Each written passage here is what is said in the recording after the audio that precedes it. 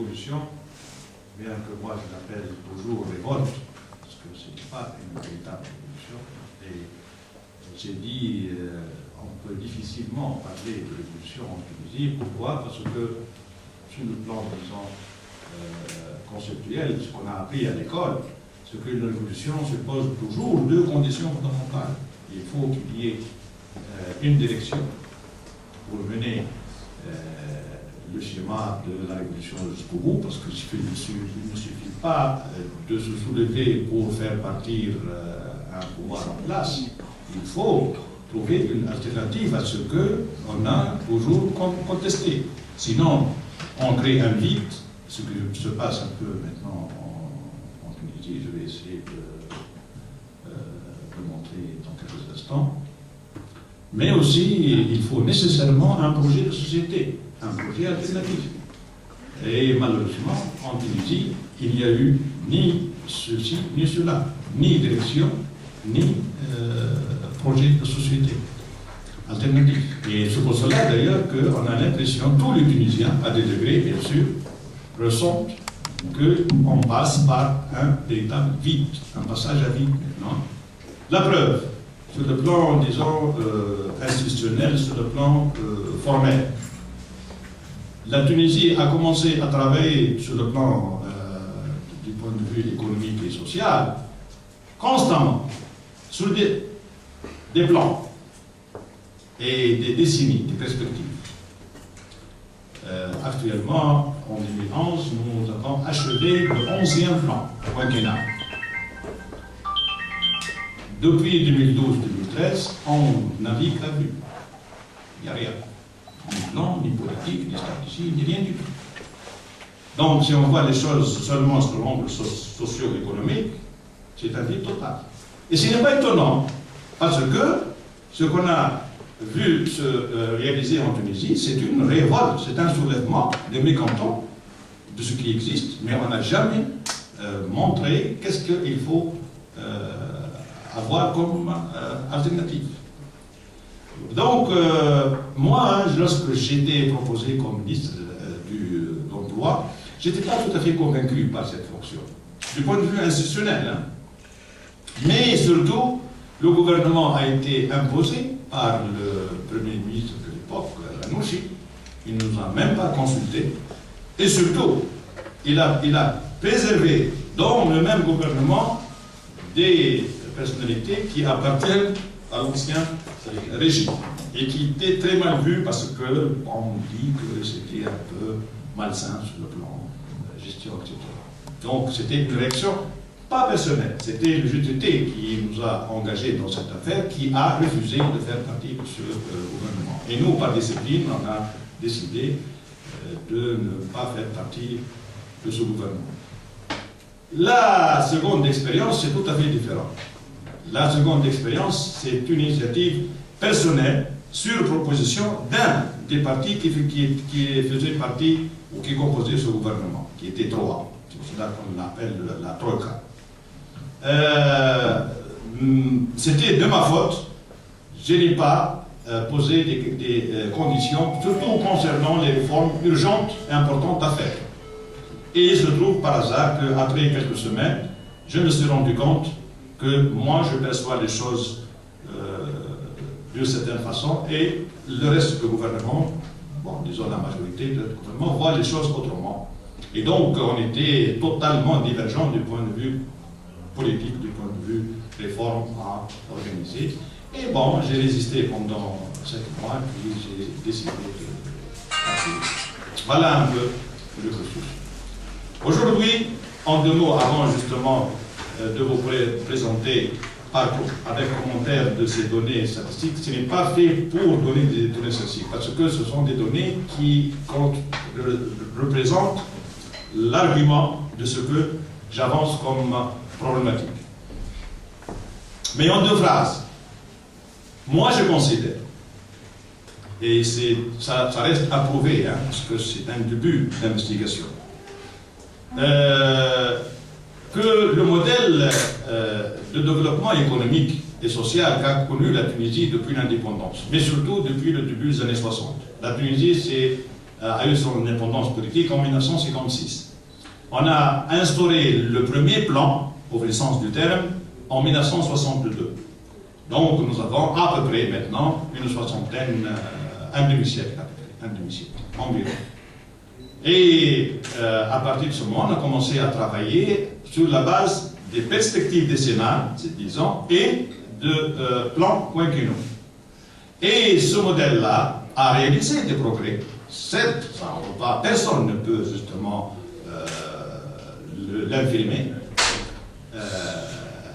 Le niveau de vie de la population s'est amélioré nettement. L'infrastructure du pays s'est consolidée aussi de façon notoire. Mais cela n'empêche que plusieurs indicateurs dont on va montrer quelques-uns tout à l'heure montrent clairement et nettement que ce modèle a atteint ses limites, il s'est épuisé, et on va essayer de donner quelques indicateurs pour le prouver, mais aussi donner quelques raisons de cet épuisement de ce modèle. Pourquoi ce modèle ne peut plus continuer tel qu'il est. Et donc il faut une alternative du point de vue modèle.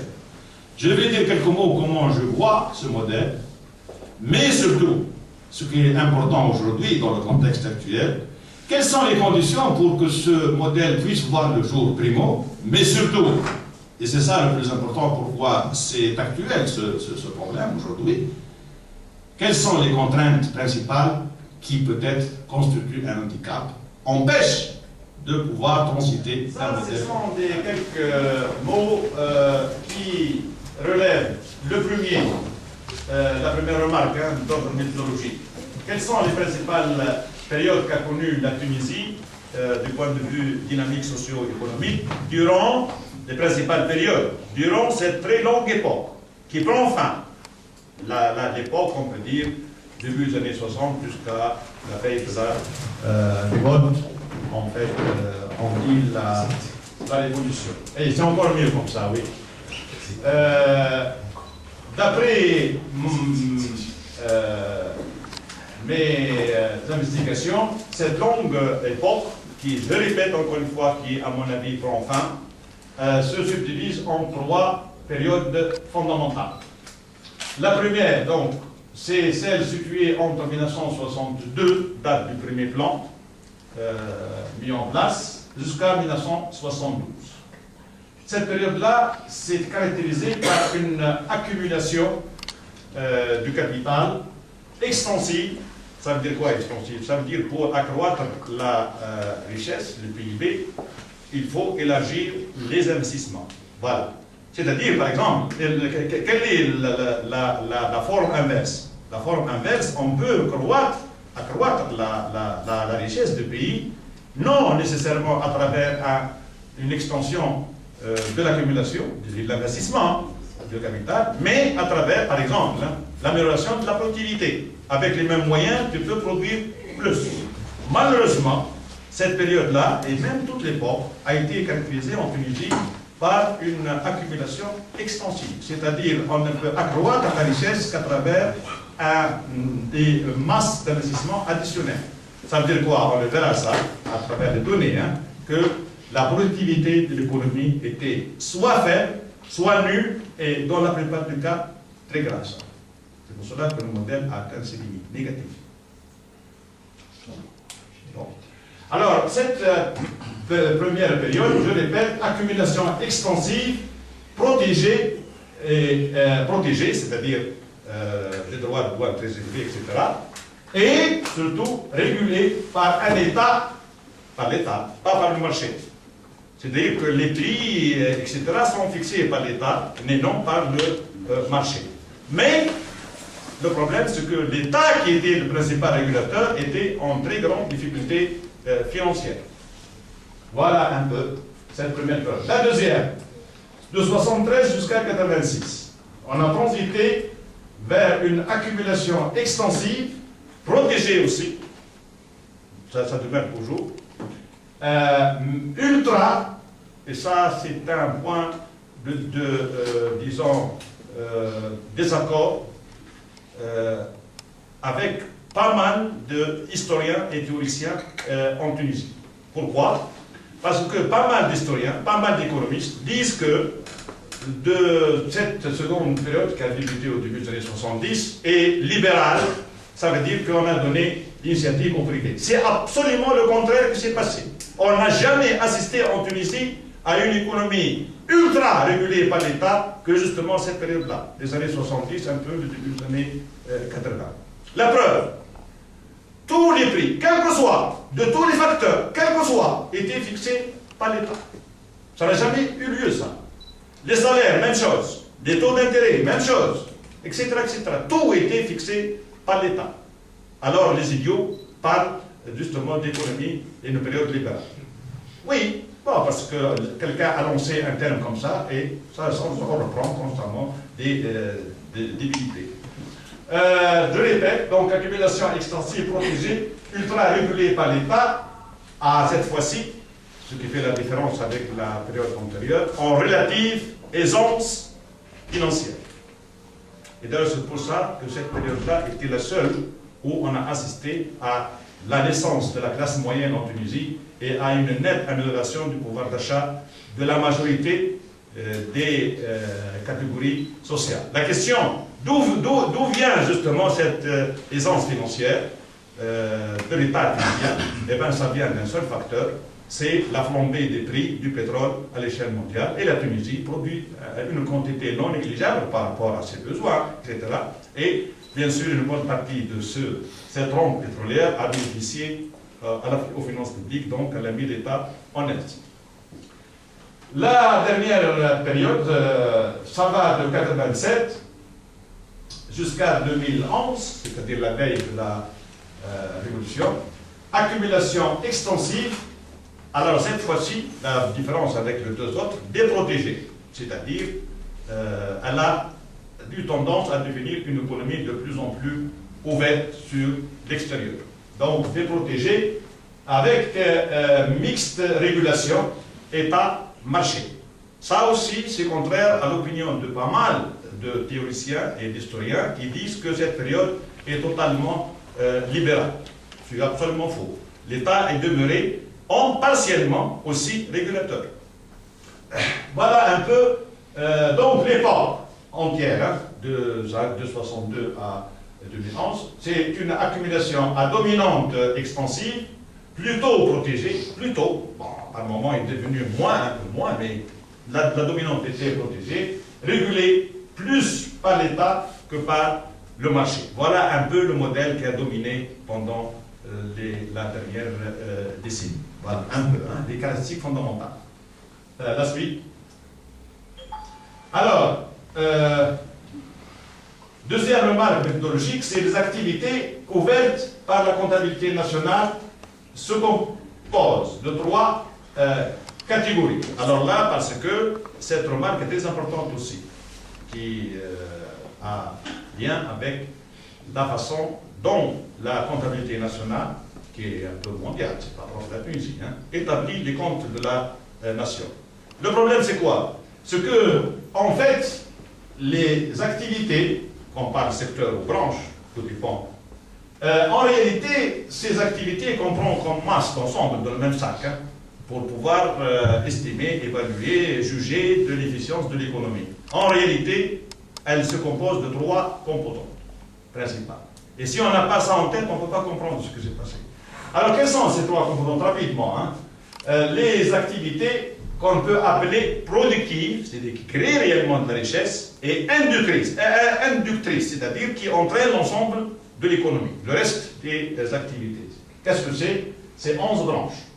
Il s'agit donc des activités réellement créatrices de richesse et entraînantes du reste des activités économiques, couvrant 11 des 10 branches, l'agriculture et la pêche, ça c'est une seule branche ou secteur, les industries manufacturières, qui sont au nombre de 6, les industries agroalimentaires, les matériaux de construction, les industries mécaniques et électriques, la chimie, le textile, l'habillement cuir et les industries manufacturières diverses, ce qu'on appelle les industries manufacturières. Donc, nous sommes à 7. Les industries non manufacturières, les mines et l'extraction des hydrocarbures, nous sommes à 9.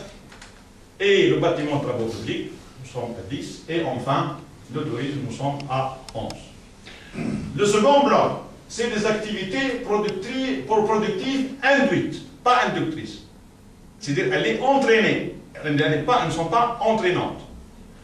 Alors, c'est quoi? Il s'agit des activités dont la dynamique est déterminée en grande partie par celle des activités productives inductrices, couvrant la production et la distribution de l'électricité, du gaz, de l'eau, les transports et télécommunications, les banques et assurances, le commerce et les autres services marchands. La troisième composante, c'est très important, ça, c'est fondamental, il faut avoir toujours présent en tête ça, c'est justement l'activité inductrice, mais improductive, c'est-à-dire pas créatrice de richesse. Elle est même source de gaspillage de richesse. C'est quoi? C'est l'activité de l'administration, ou le secteur de l'administration. Voilà un peu, du point méthodologique, les composantes des comptes de la nation du point de vue production ou investissement ou répartition de l'eau. La suite maintenant. Alors, ce premier tableau donne une impression, on va très vite dire quelques mots, sur les premiers indicateurs qui nous donnent une image sur la dynamique de cette économie, l'économie tunisienne, selon justement la méthodologie exposée dans les remarques méthodologiques de tout à l'heure. Alors, la période, ce qu'on peut dégager de ces données, ils donnent l'information sur le PIB au prix du marché. Lorsqu'on dit PIB au prix du marché, c'est toutes les branches qu'on a citées tout à l'heure, toutes, quelles que soient inductrices, productives ou pas. C'est toutes les branches. Ensuite, on va donner une impression sur les activités productives industrielles, les vraies créatrices de richesse et contre elles le reste de l'économie. Comment ça évolue, quelle est leur dynamique.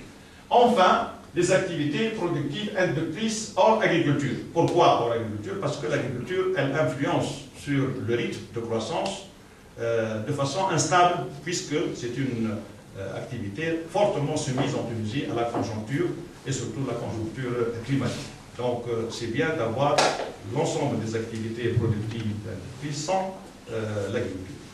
Alors, les principales remarques qu'on peut dégager de ce tableau et de ces indicateurs.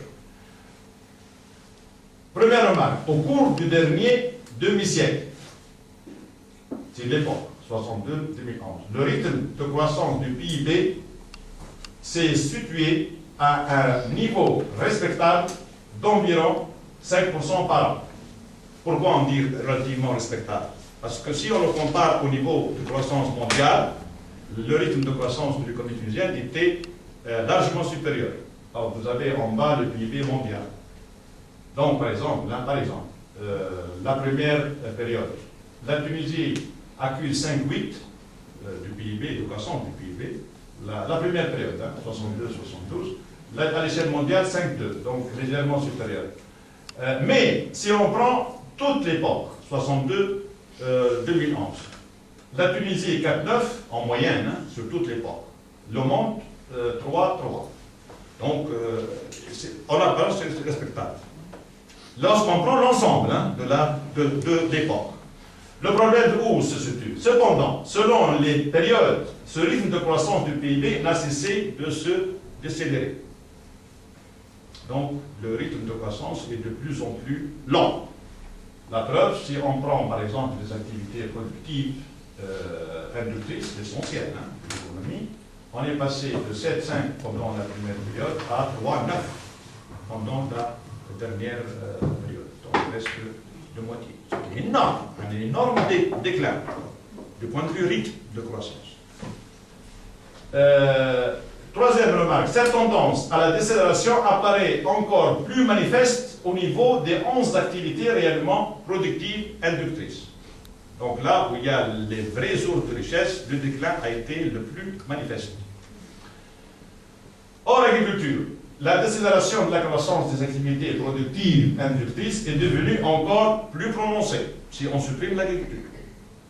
Et en dernière remarque, les activités productives inductrices ainsi que l'administration ont eu tendance à devenir les sources de croissance du PIB le plus dominantes. C'est-à-dire que l'économie n'a pas changé seulement de rythme de croissance du point de vue quantitatif, mais aussi de nature. C'est-à-dire que les piliers de la croissance ne sont plus les activités réellement productives de richesse, mais les activités, disons, entraînées ou improductives, l'administration. Donc là, il y a un changement de rythme quantitatif de croissance, mais aussi, le plus important, un rythme de nature de croissance. Ça, c'est très important, fondamental. Parce que cette confusion entraîne des illusions du point de vue rythme de croissance de l'économie. C'est ça dont il faut tenir compte lorsqu'on procède à une analyse de la dynamique de l'économie. Alors, la suite. La suite. Oui. Tendance des rythmes de croissance des activités productives industrielles. Maintenant, donc, je limiter la dynamique seulement aux activités productives industrielles. Pour ne pas perdre trop de temps, on va l'époque, c'est-à-dire l'ensemble de l'époque, compte non tenu des périodes. Alors, la dernière ligne, qu'est-ce qu'on remarque? Pratiquement, toutes les activités, agriculture, industrie manufacturière, industrie non manufacturière, bâtiment, tourisme, le total, tout, la tendance était une tendance baissière. C'est le plus important indicateur qui montre les limites de ce modèle. Alors, on lit directement les remarques. Durant donc l'époque 62-2011, la tendance de rythme de croissance a été baissière pour la totalité des activités productives industrielles. Et le reste, bon, il est moins important. Mais c'est l'essentiel comme remarque indicatrice de la tendance générale de l'économie pendant cette époque. La suite.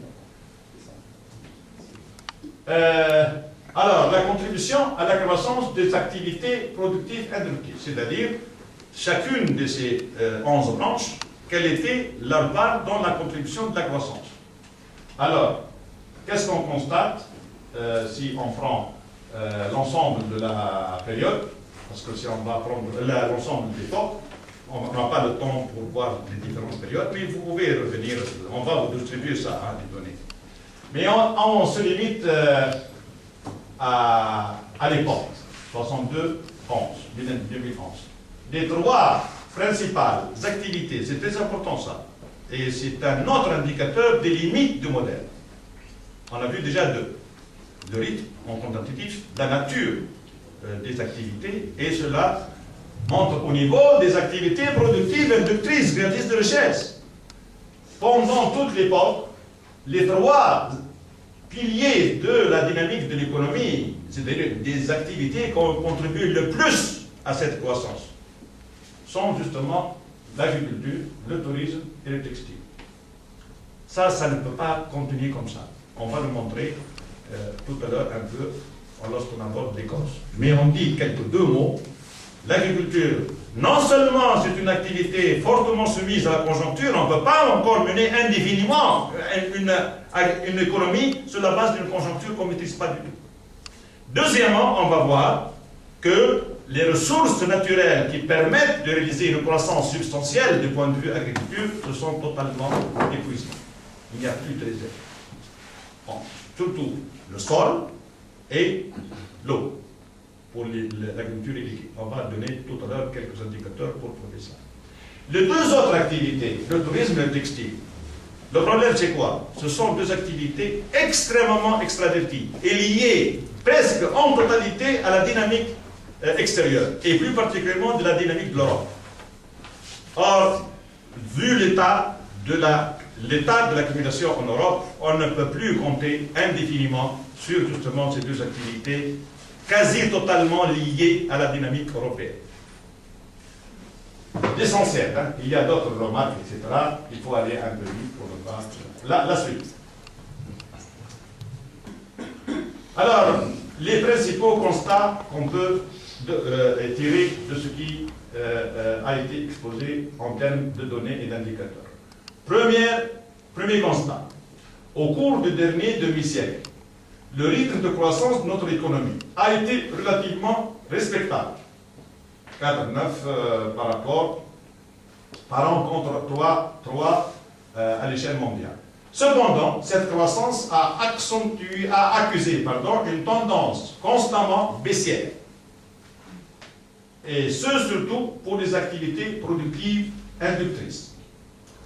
La seconde principale remarque, les principales forces motrices de la croissance des activités productives inductrices ont été le bâtiment et travaux publics, activité peu exposée à la concurrence étrangère, l'agriculture, activité encore peu exposée à la concurrence étrangère, mais fortement dépendante des vicissitudes climatiques, l'extraction des hydrocarbures, activité fort dépendante des réserves des pays en cette matière, c'est les hydrocarbures, et du textile, habillement, cuir, industrie mécanique et électrique et du tourisme, activité fort dépendante de la dynamique de l'Europe. Ce n'est pas contradictoire avec ce que dit tout à l'heure, parce que ça, c'est tiré de l'ensemble des périodes, pas de l'époque entière.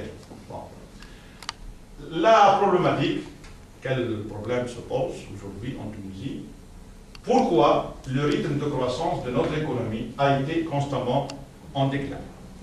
Alors là, il y a des raisons objectives, c'est nos ressources, surtout en termes humains et surtout en termes de ressources naturelles, mais aussi des problèmes d'institutions et des mécanismes, et surtout de politique macroéconomique, qui touchent trois variables fondamentales: le niveau de salaire, le taux de change et le taux d'intérêt. Les trois principales. Pour ne pas oublier aussi les finances publiques. Bon, en tout cas, la suite.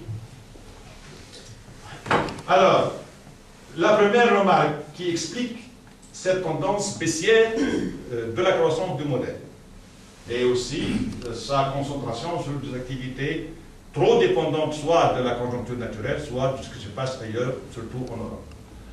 La quasi-stagnation des terres laborables. En Tunisie, en un mot, les terres laborables, on a atteint pratiquement les limites des terres qui peuvent être cultivées productivement en Tunisie. Nous sommes à presque environ 5 millions d'hectares, c'est la limite, on ne peut plus. Donc, on ne peut plus compter sur la croissance de l'agriculture, qui reste un pilier fondamental de ce modèle-là, sur l'extension des terres exploitées. La suite. L'exploitation quasi totale de ressources hydriques, et plus particulièrement de ressources hydriques souterraines. Donc, les réserves en eau permettant de centrer un peu la croissance de l'agriculture sur les cultures irriguées, c'est terminé. D'ailleurs, ce n'est pas terminé, c'est très grave déjà, puisque l'essentiel des ressources sont surexploitées, pour ne pas dire, pas dans certaines régions, ultra surexploitées. C'est-à-dire soit épuisées, soit salinisées. Et donc, on ne peut plus compter indéfiniment sur cette dynamique de l'agriculture. Oui. Donc, je t'explique pourquoi c'est en déclin. Oui. Le quasi-épuisement des ressources halieutiques. La pêche, c'est terminé aussi. Ah oui. D'ailleurs, aujourd'hui, les données de la production de la pêche en Tunisie sont faussées, surtout par la production de l'élevage. Donc, les nappes halieutiques naturelles, la tendance, c'est la pêche. Oui, la suite. Tendance à l'épuisement de ressources énergétiques primaires. La Tunisie a atteint le summum de ces ressources, l'exploitation de ces ressources d'énergie primaire, milieu des années 80. On a atteint le maximum. Depuis, on n'a jamais retrouvé ce niveau-là. Donc, vous voyez, par exemple, le total, le rythme de croissance des ressources naturelles, énergétiques, c'était pour la première période 67, 80. Non, le total. Gaz et pétrole. 9,3, ce qui est très respectable. La seconde, moins 1,3. Et la troisième période, 1,3. Pourquoi 1,3? Ça donne l'impression d'une certaine amélioration par rapport. C'est parce qu'on a mis en exploitation Miska, le gisement gazier le plus important. Mais depuis lui-même, justement, a décliné. Oui. Le repli donc de la demande globale. Donc les moteurs qui impulsent la croissance, la majorité tend justement aussi à décliner. Quelles sont la consommation publique, c'est de l'État, la consommation privée, l'investissement, les exportations des biens et services. Donc la majorité des composantes de cette demande, donc c'est des moteurs impulsifs de l'économie, tous pratiquement tombent à décliner. Bien sûr, chacune pour des raisons différentes, pas nécessairement pour les mêmes raisons. D'ailleurs, on peut lire en bas, durant la période 87-2001, parce que pour le reste, on n'a pas des données statistiques. Toutes les composantes de la demande globale ont été en décélération. La consommation publique, difficultés budgétaires, la raison, ce sont les difficultés justement budgétaires. La consommation privée, érosion du pouvoir d'achat d'une bonne partie des consommateurs. L'investissement, difficultés budgétaires et large couverture sur l'extérieur. Et enfin, les exportations, repli de la capacité compétitive de l'économie et récession européenne. Donc tout cela a fait que l'ensemble des composantes de la dynamique de l'économie ont eu tendance à se replier à, bien sûr, c'est comme la voiture, lorsque le moteur ne va plus bien, la vitesse, la circulation, les chaînes deviennent défectueuses. Il faut changer de voiture. Pas de moteur. Alors, la suite. Enfin, l'extrême faiblesse et ou repli de la productivité. Ça, c'est vraiment le vrai drame, la vraie clé que je citais tout à l'heure. L'une des raisons principales pourquoi le modèle s'est épuisé. Non seulement parce que les ressources sur lesquelles il est basé ont connu une perte de vitesse, mais aussi l'une des raisons fondamentales, c'est que la productivité, les gains de productivité de l'économie étaient soit trop faibles, soit nuls, soit, et la majorité était négative. Donc, pour accroître la production d'un certain pourcentage, il faut investir à un rythme encore plus élevé, plus rapide. Donc on est vraiment pris dans un engrenage terrible. Alors là, ça vous donne quelques indicateurs sur la productivité. Vous voyez les secteurs vraiment les plus en panne pour la période sur laquelle nous avons des données sur la productivité, c'est l'agriculture. Le gain de productivité était négatif de moins 2,4% par an. L'industrie, bon, l'ensemble des 6 branches. 0,3, mais c'était 1 pendant la décennie 87-96 et moins 0,9, vous voyez, pendant la décennie qui suit. Les mines, ça n'a jamais bien fonctionné, sauf rare exception. Les hydrocarbures, bon, 2, pourquoi? Pour la mise, que j'ai dit tout à l'heure, en exploitation du gisement Muscat. Bâtiment 0,9, mais l'une aussi des plus grandes catastrophes, c'est le tourisme, où la productivité a été constamment négative. Mais les mines, pourquoi il y a un 9 Les mines à 9 pour une raison très simple, c'est que la dernière décennie, il y a eu une amélioration notoire des prix à l'échelle mondiale. Et donc, on a eu tendance à produire plus. Pourquoi? Parce que la demande est devenue plus importante. Mais globalement, le secteur mine, ça ne marche pas bien du tout. Non seulement du point de vue production, etc., mais surtout du point de vue productivité. Bon, en tout cas, on reviendra à ça, peut-être dans la discussion. La suite, on a presque terminé. La suite. Alors, cela mène à avancer pour le débat la chose suivante. Puisque ce modèle tend justement à s'épuiser, pour ne pas dire qu'il s'est déjà épuisé. Alors, quelle est la nécessité de la mise en place d'un nouveau modèle d'accumulation, des conditions, pour que ça permette peut-être de trouver une alternative efficiente et un modèle fonctionnel. Et on va voir dans un second point, le dernier, quelles sont les contraintes qui empêchent peut-être de transiter vers ce modèle alternatif.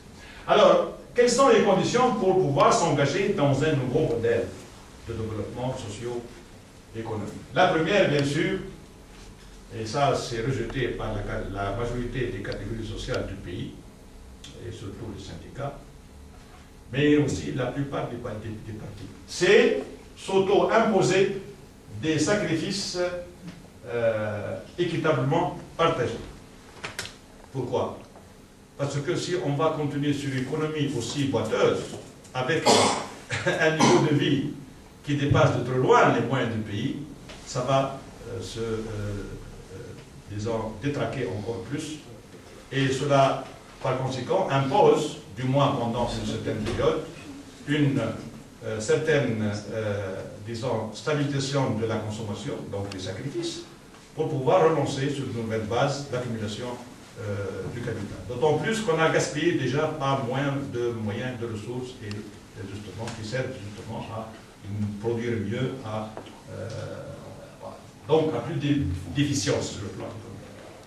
La deuxième condition, c'est, et ça aussi, la majorité des acteurs le rejettent, c'est justement rétribuer les acteurs en fonction de leur travail et productivité. Depuis l'indépendance, on n'a jamais fait ça. La seule chose qui donne lieu à des négociations, c'est d'aligner les salaires sur l'inflation. Mais c'est vraiment le coup le plus fatal. Lorsqu'on continue à broder sur cette forme, aller actualiser les salaires en fonction de l'inflation. Pourquoi ça? Parce que tu pénètres une spirale interminable. Alignement de salaire sur inflation. Inflation. Bien sûr, si la production ne suit pas, on l'a vu. Bien sûr, tu vas injecter de l'argent dans le vide.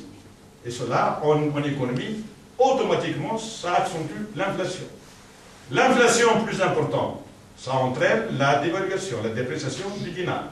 Dépréciation du dinar, encore plus d'inflation, et ainsi de suite, ça finit plus. Donc, pour pouvoir transiter vers notre modèle, pour trouver à ce modèle qui fonctionne mal, il faut nécessairement accepter une nouvelle base de négociation sociale. Et donc, le contrat ou le pacte social qui a été proposé par le JT Multicard, il a parlé de tout sauf de ça. Alors que c'est là où il situe la clé fondamentale.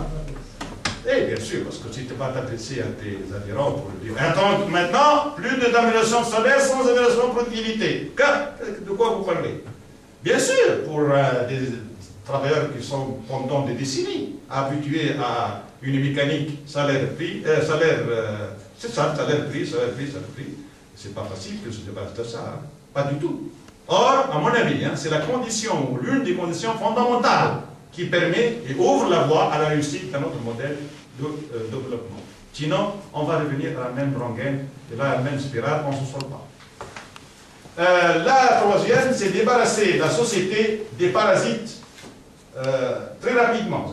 C'est quoi? Trafiquants, spéculateurs, destructeurs. Ou progressivement, c'est quoi? C'est les canards boiteux, les entreprises, les institutions, les offices, ça finit pas.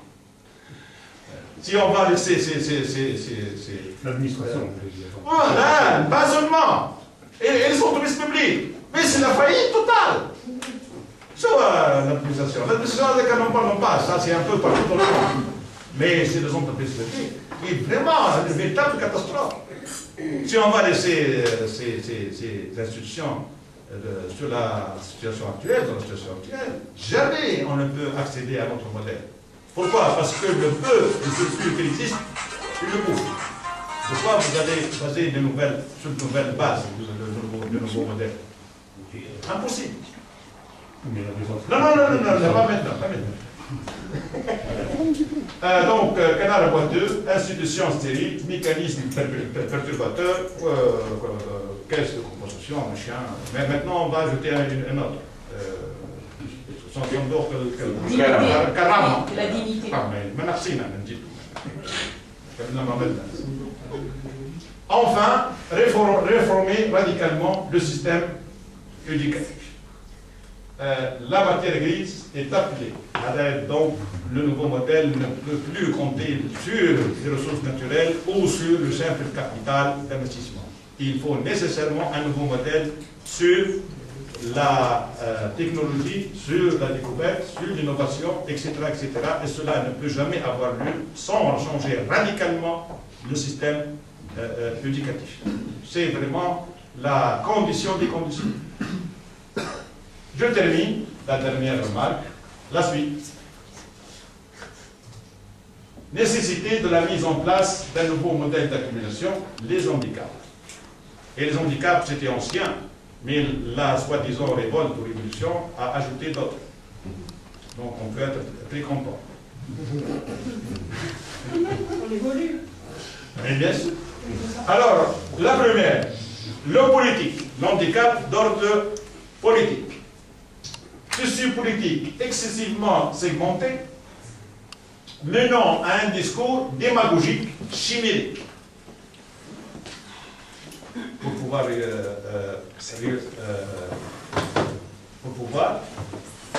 gagner les élections. Donc, est-ce que la démocratie va bien avec le nouvel modèle? C'est une question qu'on se pose. Alors, je répète, le politique. Tissu politique excessivement segmenté, menant un discours démagogique chimérique.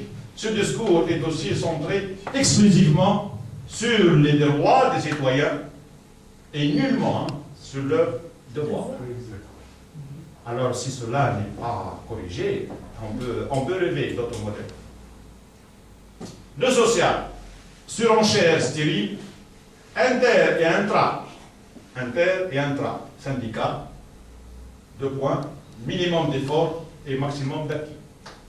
Et je crois qu'on va renverser cette vapeur totalement, sinon on va aller de pire en pire. Enfin, le naturel, surexploitation encore plus anarchique des rares ressources naturelles du pays, sol, parcours, eau, énergie, réserves halieutiques, etc. Si ça va continuer aussi ça, on peut espérer même de l'ancien, pour ne pas dire du nouveau. Je vous remercie. Et c'est ça, on a des informations très précises à propos de la situation de la crise depuis l'indépendance. Alors, c'est vrai qu'il n'y a pas de quoi se réjouir et que peut-être on ne peut pas vraiment. Mais pas désespérer aussi. Parce qu'on a progressé avec ça. On a progressé. On va voir. Je ne sais pas quelles sont les possibilités, parce que le tableau que vous dressez est un tableau quand même assez noir, et que ça ne veut pas dire que c'est la réalité. Et souvent la réalité est très difficile à accepter.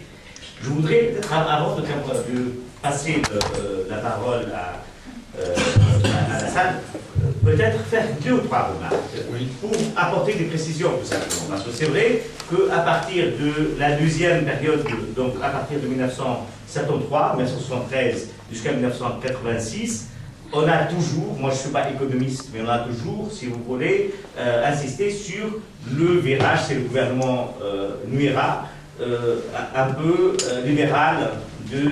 Oui, non, mais... Intéressant. Gouvernement libéral. Alors, c'est vrai que l'État, et ça c'est la spécificité des pays du tiers-monde, c'est que l'État a toujours joué un rôle moteur. C'est une libéralisation spécifique du pays. Il y a une certaine ouverture du marché, il y a eu les lois donc, de 1953, il y a quand même un changement, au 52, donc il y a eu un changement, si vous voulez, au niveau de la politique économique du pays, et on ne peut pas dire que l'État est resté ayant une mainmise en quelque sorte sur l'économie. Je vais vous montrer que c'est tout à fait l'opposé. Oui, mais c'est pour discuter. Pour discuter, maintenant.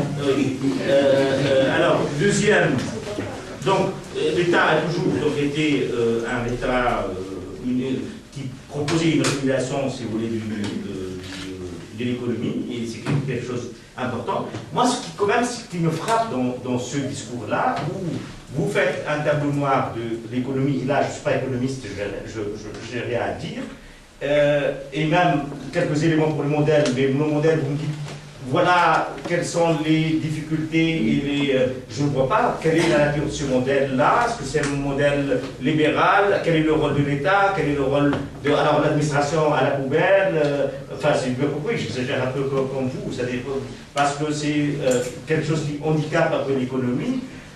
Il y a eu quand même, dans la troisième période, des événements importants, notamment les événements donc, de 1984 avec les émeutes du pain et de ce qui s'est passé. Ça aussi, il y a eu une réforme structurelle introduite par le FMI à cette période-là. Et dans votre discours, aucun aucune mention du FMI, qui quand même pilote un peu toutes ces économies un peu du tiers-monde, aucun rôle de la Banque mondiale. On a l'impression que c'est une économie auto-centrée, auto-suffisante, alors que dans le contexte mondial, cette économie et toutes les économies des pays en développement souffrent, si vous voulez. Donc, un petit mot peut-être dans la discussion après pour nous dire quel est finalement le fondement de cette politique, de ce modèle, le nouveau modèle que vous proposez.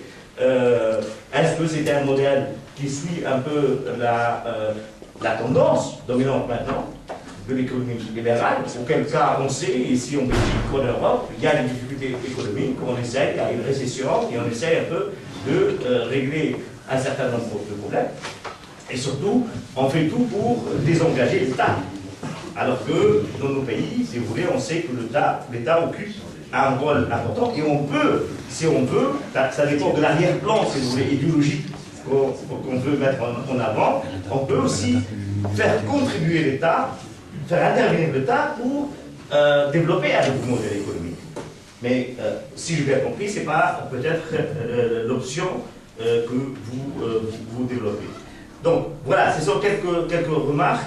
Peut-être une première réaction, ou on peut passer directement à la salle, peut-être. C'est mieux on segmente un peu, parce que si je vais amasser un tas de questions, il y a le risque à ce que je perde le fil des réponses. En tout cas, nous sommes comme nous sommes. Mais tes remarques sont extrêmement pertinentes. Mais ça nécessite beaucoup de nuances.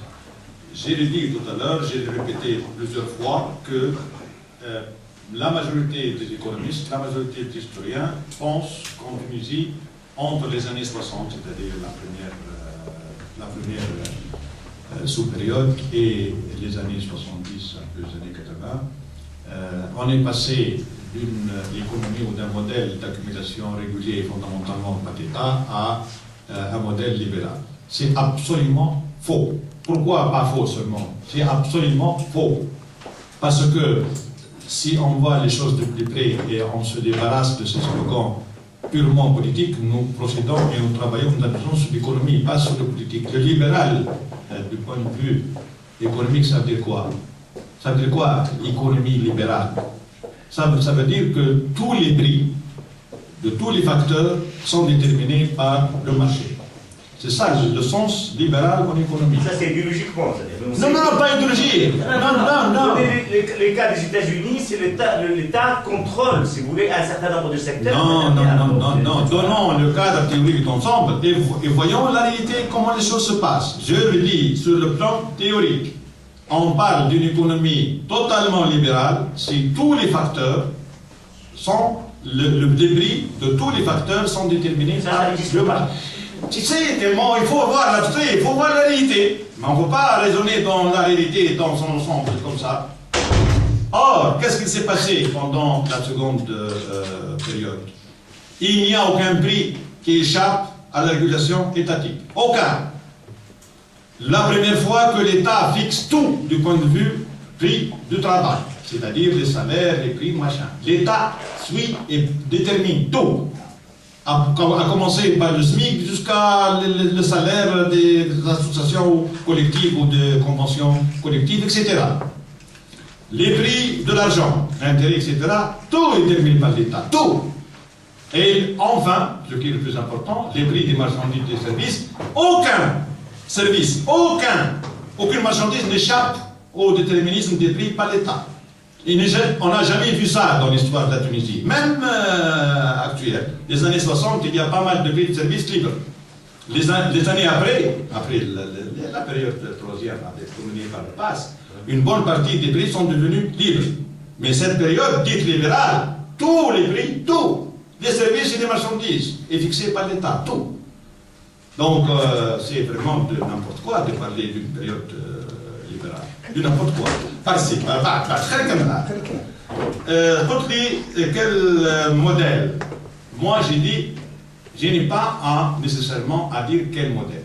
J'ai dit tout simplement qu'il faut, primo, passer d'un modèle à un autre, et j'ai essayé de montrer globalement et rapidement pourquoi.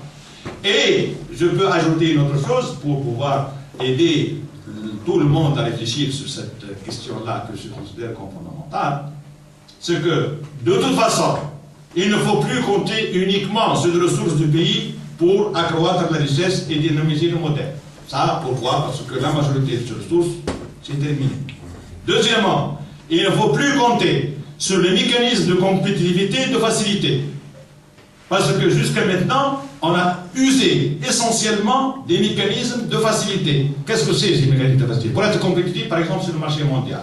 Donc, dynamiser l'exportation, donc dynamiser la croissance. Qu'est-ce qu'on a fait jusqu'à maintenant, essentiellement? On a déprécié la valeur de la monnaie. On a bloqué plus ou moins le niveau de salaire, sauf quelques actualisations vraiment minimes, etc. Et surtout, la chose la plus grave, c'est qu'on a fourni aux entreprises, toutes les entreprises, mais y compris les entreprises exportatrices, des intrants à prix en apparence bas, compensés par l'État.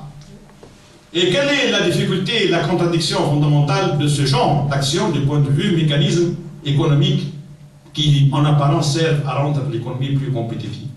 Qu'est-ce qu'on a fait, par exemple, au niveau de finances publiques? C'est la catastrophe qu'on est en train de se dire aujourd'hui. Pourquoi? Parce que l'État s'est engagé dans un processus de compensation intenable, étouffant. Et en même temps, il exonère des entreprises qui bénéficient de cette compensation de l'exonération fiscale. C'est une spirale étouffante, mourante. Et on l'a subi aujourd'hui, en plein. Bien sûr, ce qu'on a appelé la révolution, en fait, la révolte, a aggravé ça. Mais ce n'est pas elle qui a déclenché cette spirale terrible. C'est pour cela que je dis que la révolution a aggravé, au lieu justement de préparer le terrain à une autre alternative. Dernière remarque, en 2 mots. Moi, je ne suis pas du tout convaincu par le discours qui dit le pass, c'est la catastrophe imposée par le FMI, la Banque mondiale, etc. C'est vrai qu'en partie, pas le FMI et la Banque mondiale, c'est des exécutants tout simplement. Ce n'est pas eux qui ont élaboré le pass. Le pass a été élaboré dans le cadre de l'accord de Washington, bien sûr, élaboré et imposé par le plus grand, disons, oligarchie, comme vous voulez, etc., financière, économique à l'échelle mondiale. La Banque mondiale et le FMI ne sont que des exécutants. Ça, non, il faut être clair. Parce que, sinon, on passe la question inversement. La Banque mondiale et le FMI existent depuis 1945.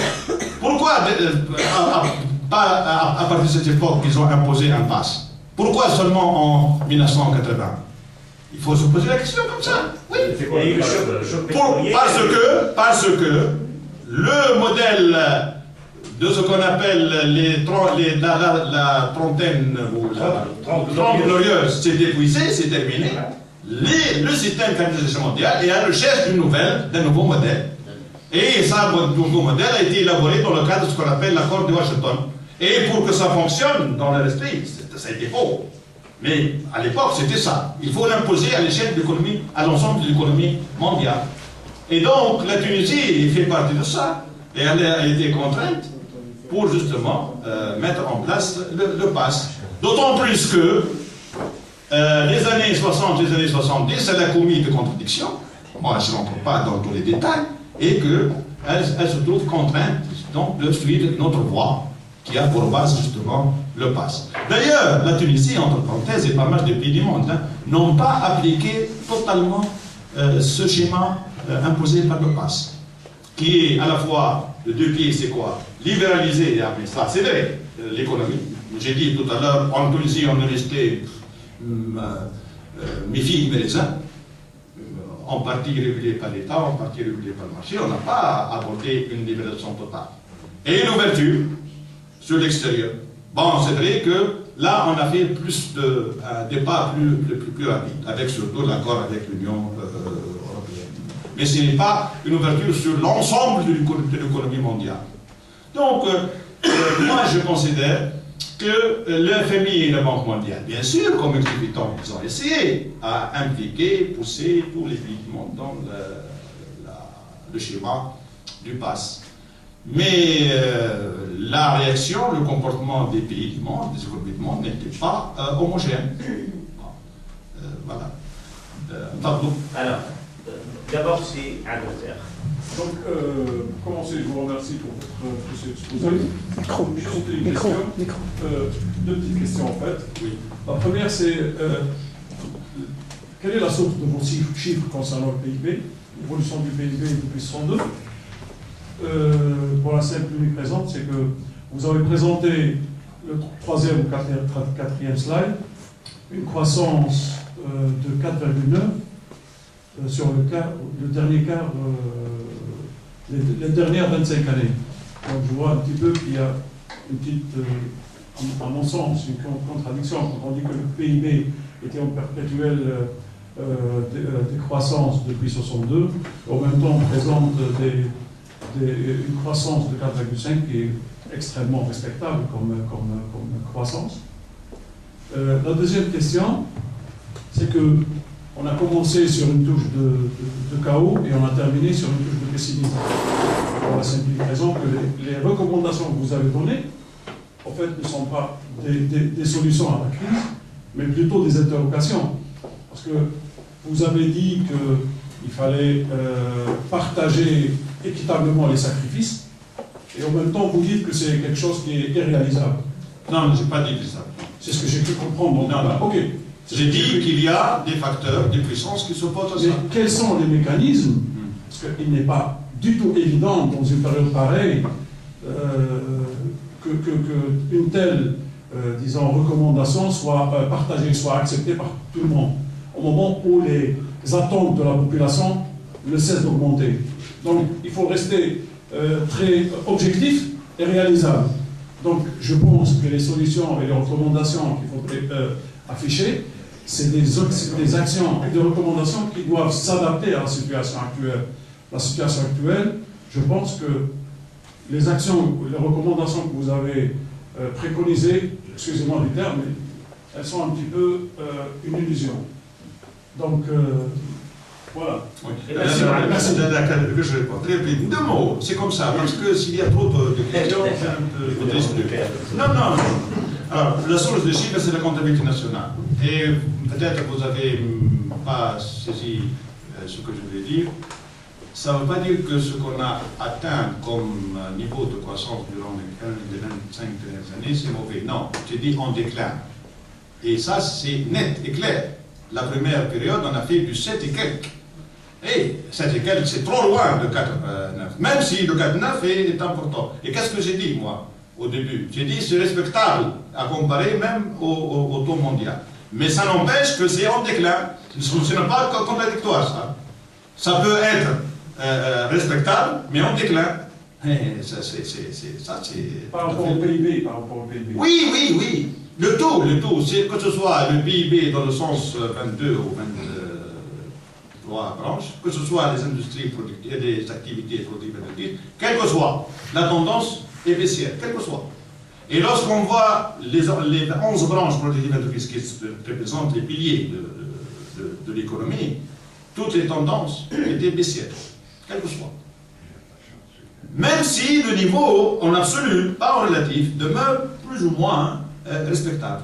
Mais ce qui est important, un modèle qui fonctionne bien, c'est le niveau respectable et ascendant, pas descendant.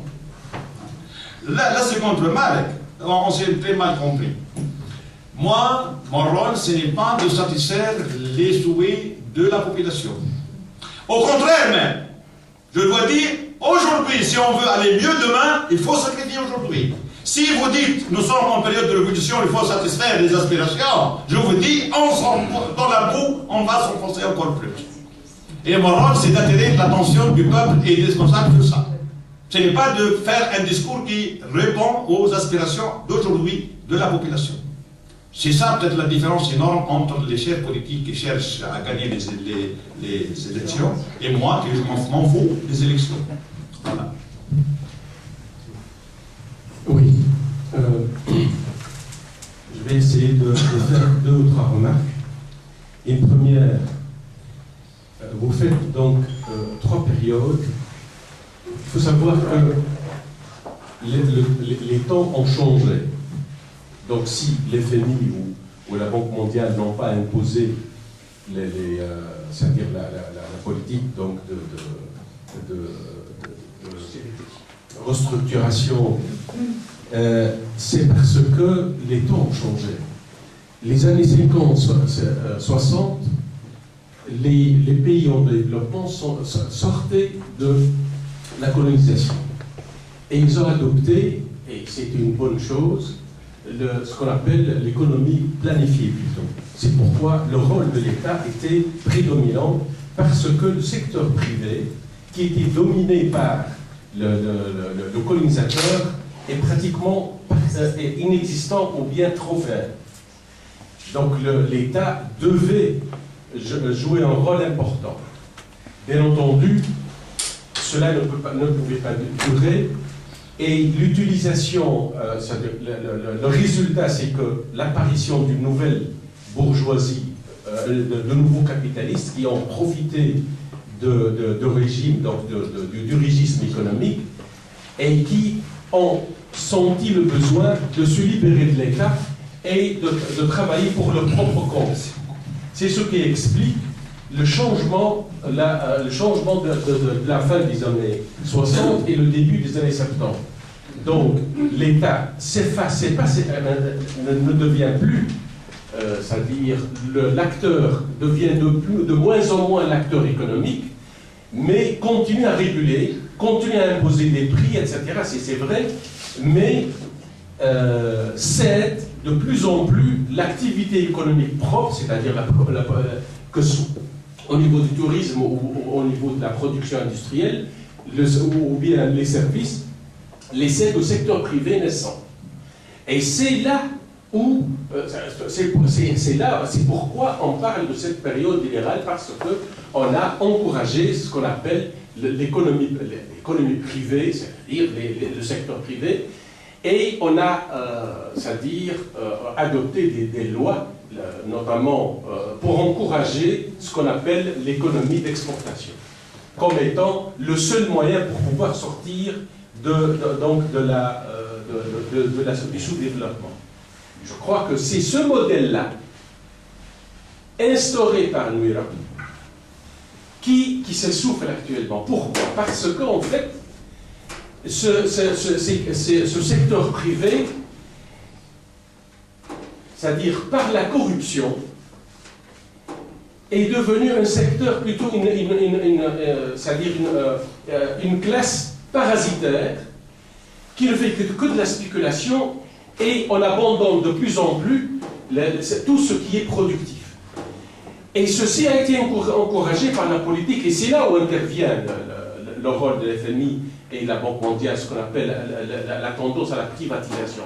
On privatise tout et on le confie au secteur privé qui ou bien, c'est-à-dire l'abandonne après, ou bien et on ferme, et on arrive à la fin des années donc 2010 avec une situation catastrophique où le secteur privé lui-même, qui a été construit les années 70 et 80, a été complètement démonté par l'ouverture, c'est-à-dire la politique imposée par l'FMI de privatisation, d'ouverture, etc. Ceci est constaté par les gens. Je peux vous donner des exemples partout. Il y a des quartiers complets des villes de la Tunisie, que ce soit par exemple à Sfax, il y a tout un quartier où il y avait des dizaines et des centaines de petites entreprises industrielles, etc., qui ont disparu complètement. On arrive à une situation complètement bloquée, et ceci pourquoi? Ça m'a plu, votre exposé et la manière que vous avez présenté les choses, mais il y a quelque chose qui manque, c'est que ce que nous avons constaté, et tous les économistes le disent, c'est que toute la plus-value constituée par l'économie tunisienne partait de plus en plus à l'étranger. C'est-à-dire qu'il n'y a plus d'accumulation interne. C'est-à-dire, qu'est-ce qu'on a fait? On a transformé ce qu'on appelle les obligations, les prêts, en investissement direct. Cela veut dire quoi? Cela veut dire que les dividendes partent à l'étranger, ne sont plus réinvestis dans le pays. C'est normal. Donc l'exportation a créé un secteur qui est complètement détaché de l'économie autochtone et qui n'apporte rien aux gens sauf l'exploitation de la main-d'œuvre bon marché. Il n'y a plus de véritable accumulation de capital. Et je crois que c'est là l'aspect qui manque dans votre exposé, c'est-à-dire c'est une économie dépendante qui s'enfonce dans la dépendance, et cette dépendance enlève toute possibilité d'accumulation de capital. Impossible de réaccumuler, de réinvestir, parce que tout le produit part à l'étranger.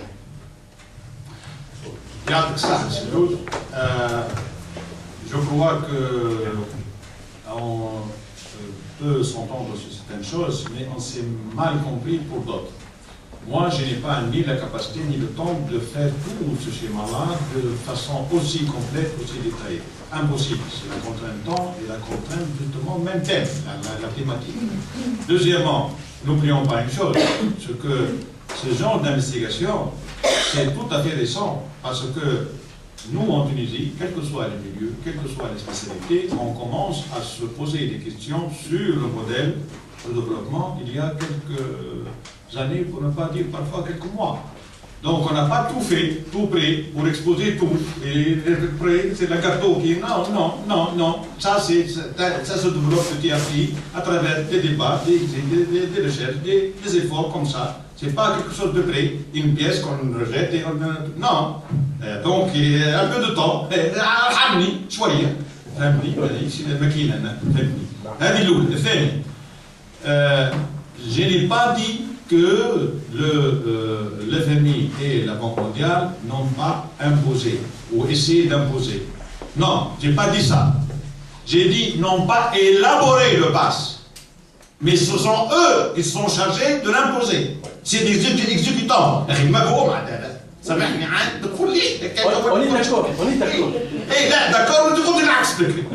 D'accord, non, les FMI et les FMI, ce sont eux qui ont imposé. Oui, mais ce ne sont pas eux qui ont élaboré. Oui, il faut... Non, chaque mot compte.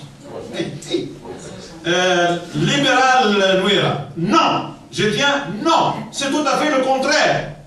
Et l'indicateur que vous avez utilisé pour dire qu'on a libéralisé, c'est qu'on a encouragé le privé. Tout d'abord, c'est faux.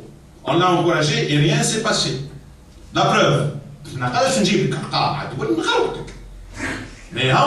la période eh bien, la masse des investissements a été réalisée à raison de 2 tiers par le public et 1 tiers par le privé. Où est les libéraux? Je suis d'accord. Oui, je suis d'accord. Tu prends les là, la botte de ce qu'on libéral. أنا نقول لك لا وهو l'indicateur ou le preuve نتاعي اللي هو les prix qui sont l'indicateur fondamental pour dire l'économie libérale ou non libérale. C'est les prix des facteurs. Eh bien, il n'y a jamais eu dans l'histoire, non pas dans l'histoire dépendante, dans l'histoire, une économie aussi fixée, administrée par l'État que pendant la période numérique. L'investissement qui est l'indicateur.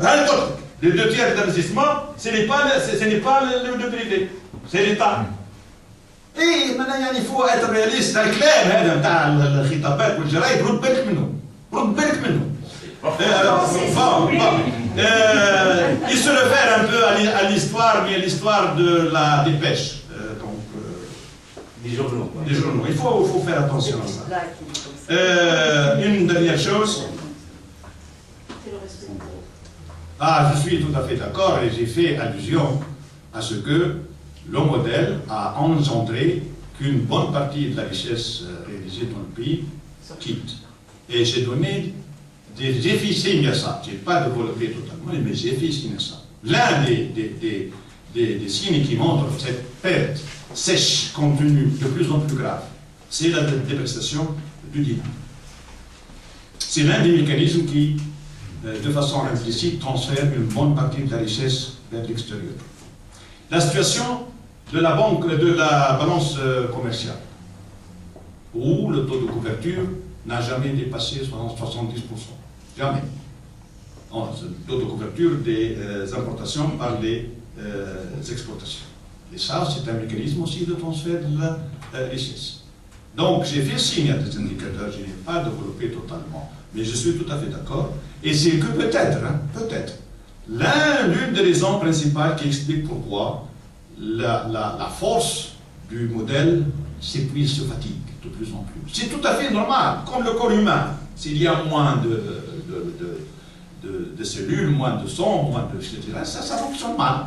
C'est un peu comparable, c'est la même chose.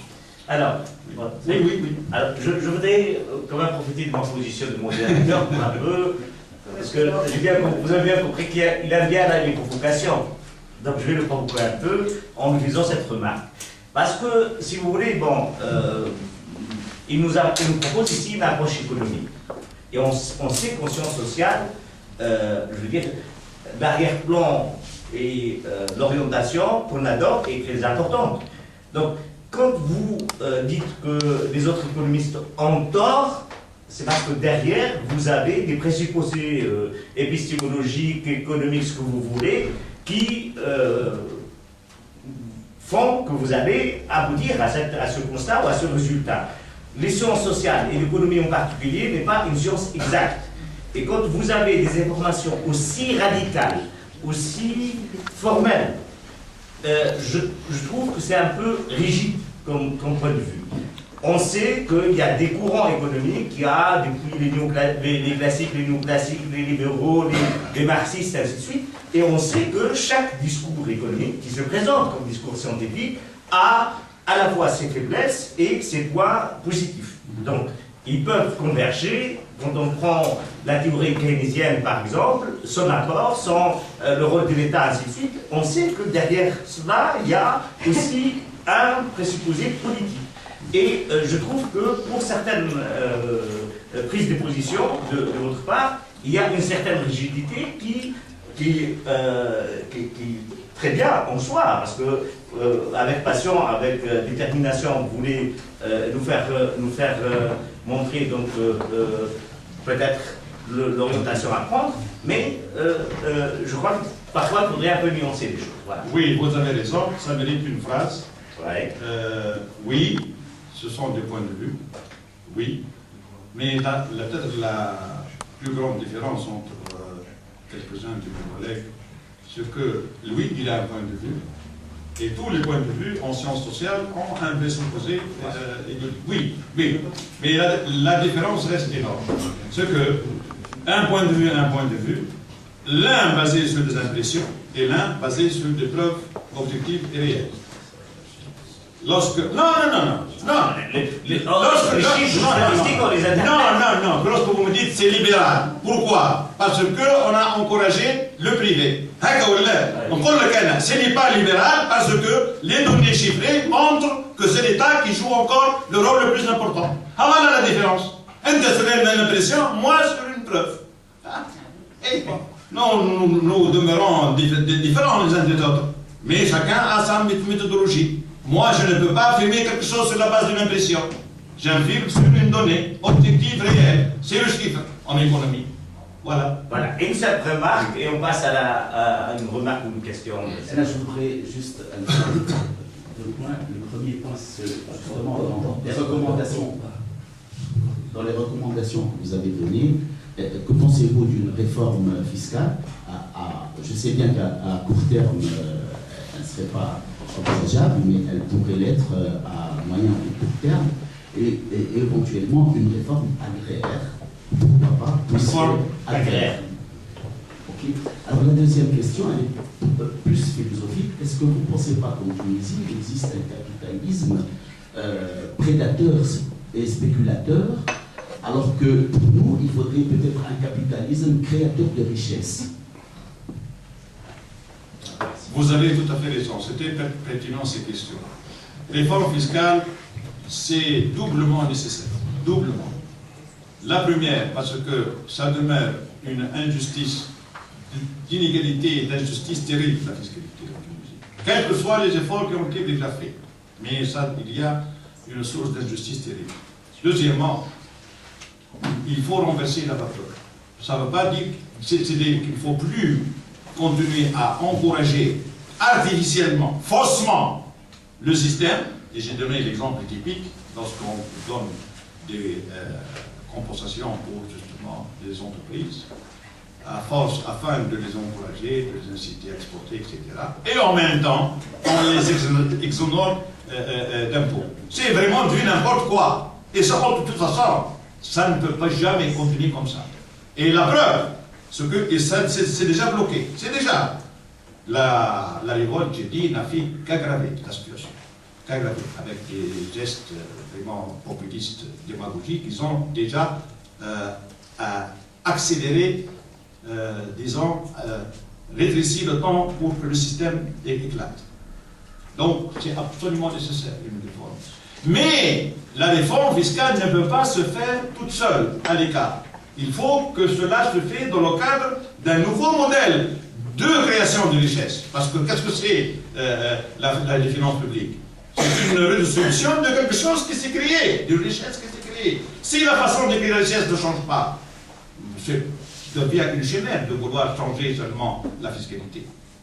Donc les deux sont absolument liés. Et bien sûr, le modèle de création de richesse doit précéder la fiscalité. C'est pour cela que les gens, lorsqu'ils exigent aujourd'hui, non, il faut une réforme fiscale, ils voient un seul côté, c'est le côté justice de répartition. Mais ils ne voient pas le rôle que ça peut avoir et l'impact que ça peut avoir sur le modèle de création de richesse. Donc il faut débattre de ça. À mon avis, malheureusement, le contexte actuel, au contraire, il court-circuite les débats, les vrais débats. On se concentre sur les faux débats. La seconde réforme agraire, c'est très complexe. C'est nécessaire, mais c'est vraiment une question terriblement complexe. Tu sais pourquoi? L'handicap fondamental en Tunisie de ça, c'est l'éclatement et l'effritement intenable, ingérable de la propriété à foncière. Terrible. Est-ce que comment peut-on aborder sur le plan politique, sur le plan sociologique, sur le plan civilisationnel, sur le plan économique, sur le plan... On a trouvé dans le boss. ايه لا هذيك شوف النهضه الناس اللي قلت لك راه جات خلاف En français, ça c'est. لا في مارك فريمون تعمل كيف elle est vraiment oui de temps en temps on s'en parle en non parce qu'on s'en dessus il y a des personnes qui comprennent non mais la fille de la marque est pertinente parce que il y a un problème terrible en Tunisie de la propriété foncière qui constitue un handicap très important, peut-être fondamental pour la réforme agraire. Et qu'est-ce qu'elle a fait, Nahda? Elle a compliqué encore la situation, puisqu'elle a proposé il y a quelques semaines une nouvelle forme de ce qu'on appelle l'ihbis. Ouh là là, qu'est-ce que c'est ça? Donc c'est déjà terriblement complexe et on veut le rendre encore plus. Voilà ce qu'a fait Nahda et ce qu'elle est en train de faire. C'est pour cela que j'ai dit, nous sommes à la fin d'une époque, il faut un autre modèle, mais ce qui s'est passé avec la révolte, si ça retarde, ça empêche cette transition. Et donc on peut multiplier sans fin des exemples de ça. Le capitalisme, oui, je suis d'accord, depuis une dizaine d'années, malheureusement, on n'a plus de capitalisme, on a de l'affairisme. Malheureusement, La donnée fondamentale, hein, ça ne veut pas dire qu'il n'y a plus d'entreprises qui créent de la richesse, qui fonctionnent en termes capitalistes, etc. Mais la dominante, c'est vrai, l'économie tend vers l'affairisme beaucoup plus que vers l'accumulation du capital. Et ça, bien sûr, c'est plus que catastrophique. Mais en même temps, ça montre peut-être qu'au lieu qu'on s'oriente, c'est-à-dire les acteurs qui dominent l'activité économique s'orientent vers un autre modèle de croissance, ils lui trouvent une alternative, disons, stérile, et non pas créatrice et productive. Donc, il faut corriger ces gens. Mais ce n'est pas facile. Parce qu'ils deviennent forts, les très forts même. Pour spéculer, pour corrompre, pas pour créer de la richesse. Alors, cette fois, c'est moi qui va proposer un peu l'organisation. Oui, oui, bien sûr. Alors, on va regrouper parce qu'il y a 3 questions. Hein. C'est tout, hein. Non, 3 personnes, je ne veux pas censurer. Donc, alors, essayez d'être. Moi, je commence à me fatiguer un peu. Parce qu'on doit s'arrêter, parce qu'il y a notre conférence. On doit, après, il y aura une petite pause où on va pouvoir donc, boire du thé, discuter un peu, et poursuivre, c'est la discussion. Donc, on a encore 10 minutes. Si vous voulez bien être assez bref, et la réponse sera aussi brève. Donc, c'est pas. Bon, merci pour l'exposé. On voit très bien que vous tirez la larme très fortement. Et on voit très bien que vous montrez un capteur vital qui dit que les choses vont très mal. Ces capteurs n'est qu'une partie. Votre capteur économique qui indique des données très négatives depuis des périodes montre que les choses ne sont pas bien faites. Ils n'ont jamais été bien faites dès le départ. On a parlé de l'indépendance, on n'a jamais été indépendant. Aujourd'hui, si on regarde notre scène politique en Tunisie, on voit que chacun cherche de l'appui de l'extérieur. Mais on n'a pas une âme intérieure qui décide pour les pays. On n'a pas un seul Tunisien en Tunisie qui appartient à la Tunisie. Aucune décision politique. Maintenant, aujourd'hui. Il n'a jamais été le cas. Depuis l'entrée des Français en 1981 jusqu'à nos jours. Voilà, c'est ce que j'ai à dire. Merci. Merci. Alors, ici, après, il va dire. Concernant comment avancer avec le pays,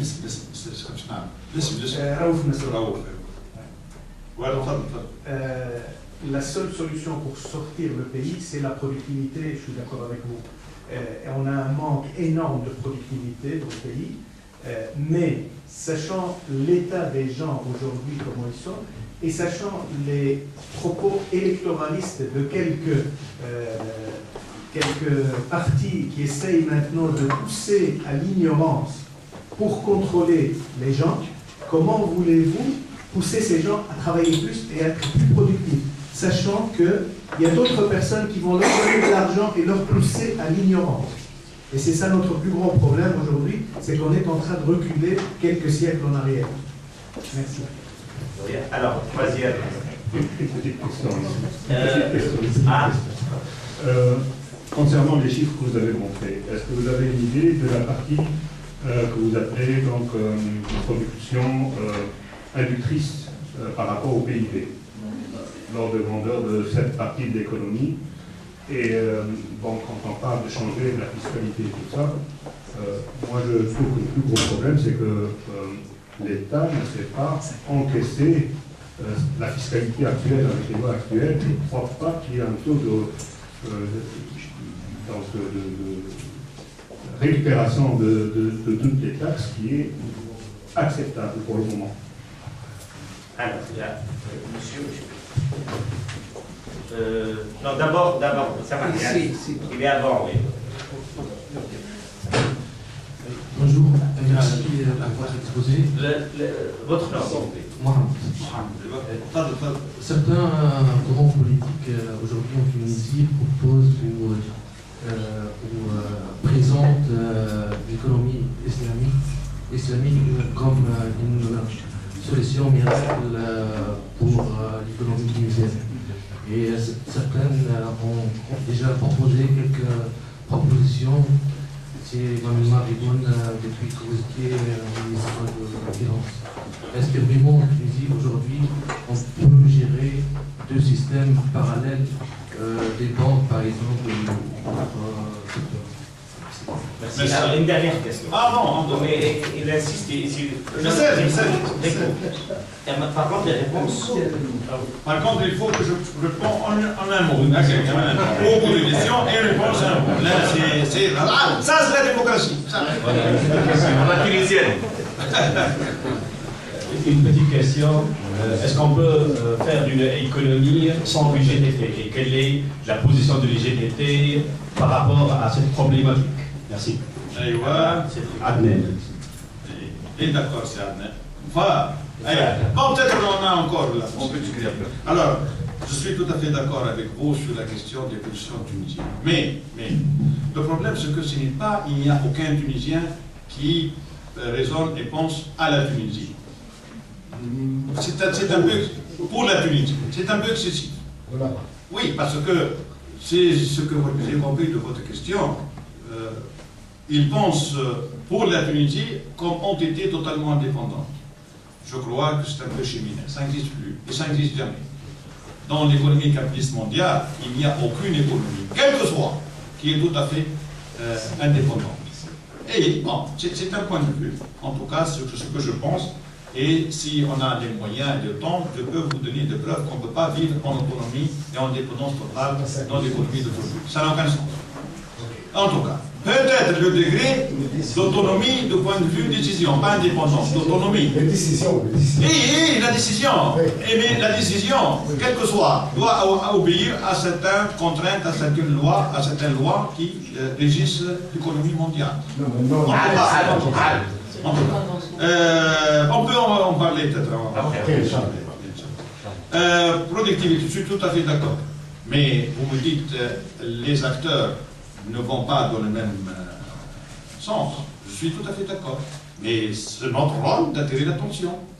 Le problème, c'est justement, et c'est colle un peu avec votre question de justice, c'est que malheureusement, ce n'est pas seulement les partis politiques ou les chefs d'entreprise, c'est-à-dire les patrons, mais même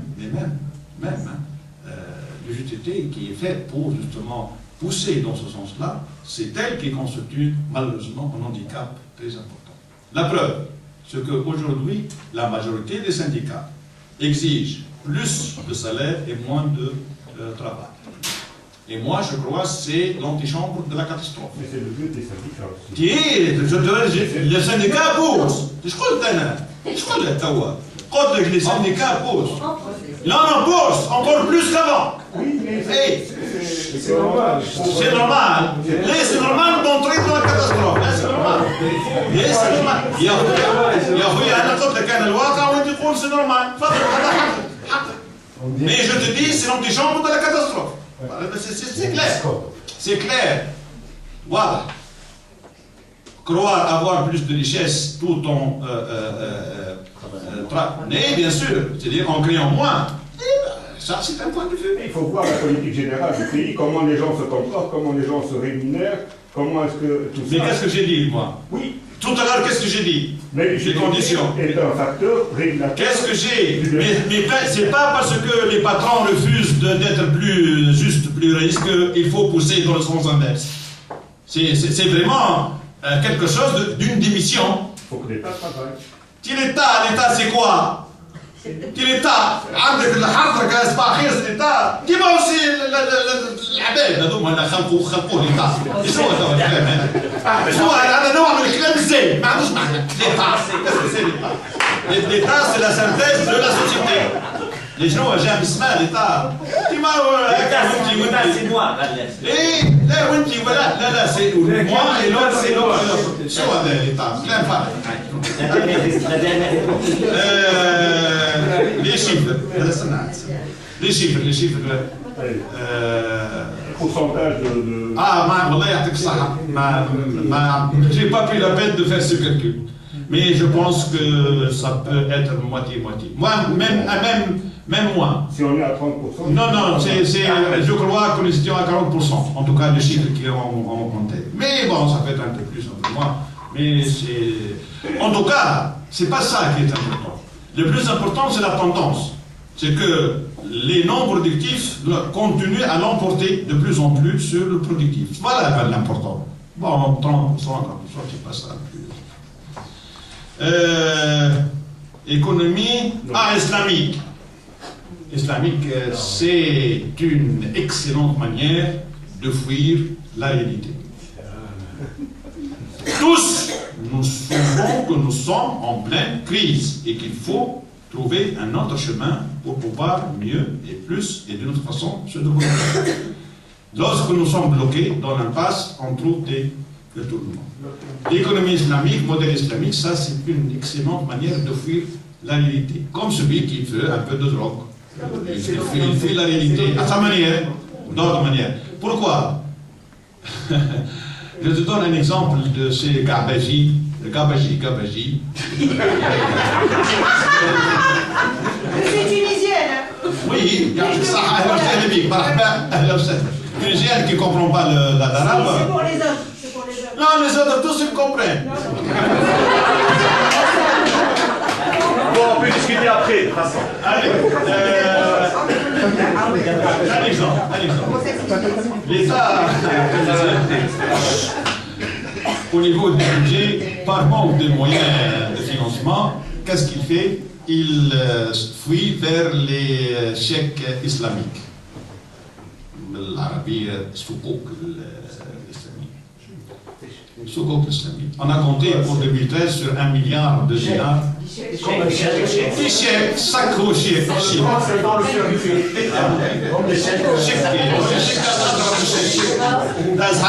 زميلنا قالوا الشك للوت يعني. Bon, alors il a bâti le budget de 2013 sur 1 milliard de dinars de soukouk islamique, chèques islamiques. Ces chèques-là ne sont pas venus. Avec ou sans provision? De toute façon, ils ne sont pas venus. Qu'est-ce que c'est ces chèques? C'est quoi ça? Certains citoyens, disons de bonne foi, croient que c'est un emprunt comme un autre. Non, ce n'est pas un emprunt comme un autre.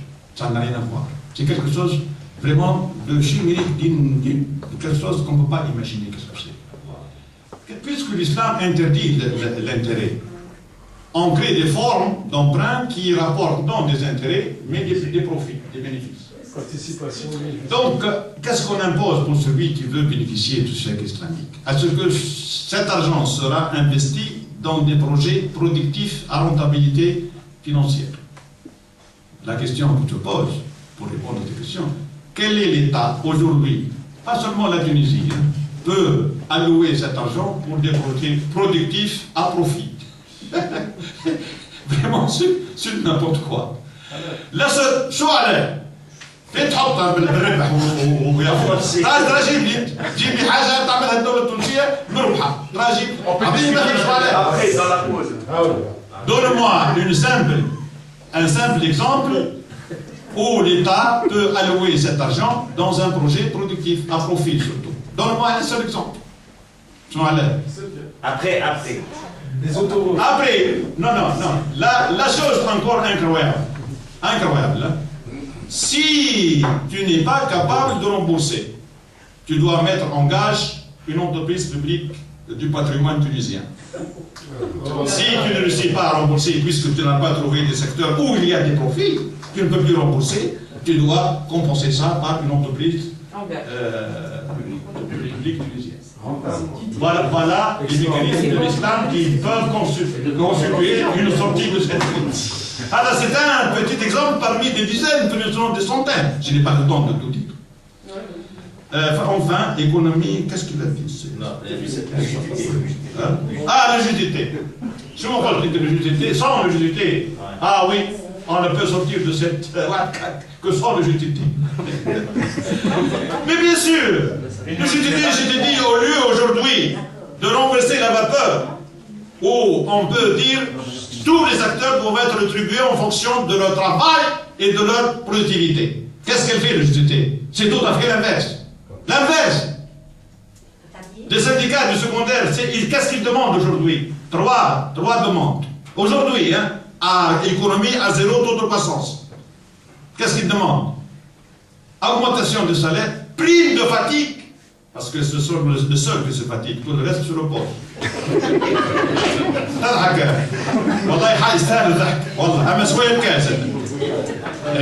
Au troisième, au moment où les trois caisses de sécurité sociale sont au bord de la faillite totale, qu'est-ce qu'elles exigent, l'utilité de façon, mais surtout les syndicats des enseignants, baisse de l'âge d'activité de 60 à 55 ans. On ne peut pas être plus fou, plus vraiment responsable, plus désespérant. Alors tu me dis, sans le GTT, est-ce qu'on peut changer de modèle? Oui, bien sûr. Peut-être il faut sans le GTT, peut-être. Peut-être. Et je suis un militant du GTT. Mais je ne suis pas démagogue. Le GTT doit agir en fonction de la réalité du pays et surtout de ses espoirs, de ses perspectives. Elle doit jouer un acteur qui impulse, qui pousse en avant, pas qui tire en arrière. Aujourd'hui, malheureusement, surtout après la Révolution, l'UGTT tire en arrière. Qu'on le veuille ou pas. Et par la preuve. Malheureusement, lorsque je leur adresse la parole, ils me disent la question simple et simpliste, que j'adore ça. Vous êtes avec nous ou contre